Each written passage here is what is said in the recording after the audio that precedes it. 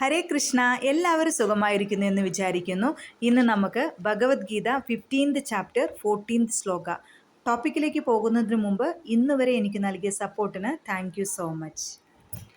അഹം വൈശ്വാനരോ ഭൂത്വാ പ്രാണിനാം ദേഹമാശ്രിതഃ പ്രാണാപാനസമായുക്തഃ പശ്യാമ്യന്നം ചതുർവിധം.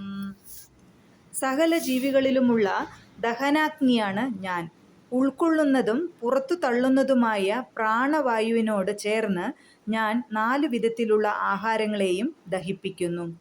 ആയുർവേദ ശാസ്ത്രപ്രകാരം ഭക്ഷിക്കുന്നതെന്തും ദഹിച്ചു പോരുന്ന ഒരു അഗ്നി നമ്മുടെ ഉദരത്തിലുണ്ട് എന്ന് മനസ്സിലാക്കാം. ആ അഗ്നി എരിയുന്നില്ലെങ്കിൽ വിശപ്പുണ്ടായിരിക്കുകയില്ല. ആ അഗ്നി എരിയുമ്പോൾ മാത്രമേ വിശപ്പുണ്ടാകുകയുള്ളൂ. ഇത് വേണ്ടും വിധം പ്രവർത്തിക്കാതിരുന്നാൽ ചികിത്സ ആവശ്യമാണ്. ഏതായാലും പരമപുരുഷന്റെ പ്രതിനിധിയാണ് ഈ അഗ്നി.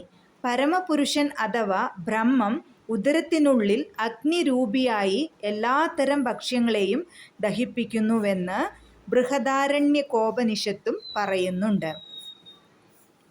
ആഹാരവസ്തുക്കളെ എല്ലാം ദഹിപ്പിക്കാൻ ഭഗവാൻ സഹായിക്കണമെന്നിരിക്കെ ഭക്ഷണപ്രക്രിയയിൽ കൂടി ജീവാത്മാവിന് സ്വാതന്ത്ര്യമില്ല.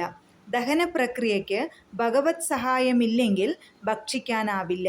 അതുകൊണ്ട് പരമപുരുഷൻ തന്നെ ഭക്ഷ്യങ്ങളെ സൃഷ്ടിക്കുകയും അവയെ ദഹിപ്പിക്കുകയും ചെയ്യുന്നു. അവിടുത്തെ കരുണ കൊണ്ടാണ് നമുക്ക് ജീവിതം ആസ്വാദ്യമാകുന്നതും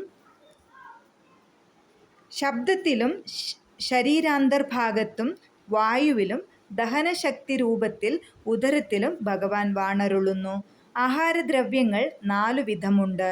വിഴുങ്ങേണ്ടവ, ചവച്ചിറക്കേണ്ടവ, നക്കിക്കഴിക്കേണ്ടവ, വലിച്ചൂറ്റി കഴിക്കേണ്ടവ എന്നിങ്ങനെ. ഇവയെല്ലാം ദഹിപ്പിക്കുന്ന ദഹനശക്തിയാണ് ഭഗവാൻ. Thank you so much. നിങ്ങൾ ആദ്യമായിട്ടാണ് ഈ വീഡിയോ കാണുന്നത് എങ്കിൽ ലൈക്ക് ചെയ്യാനും ഷെയർ ചെയ്യാനും മറക്കരുത്.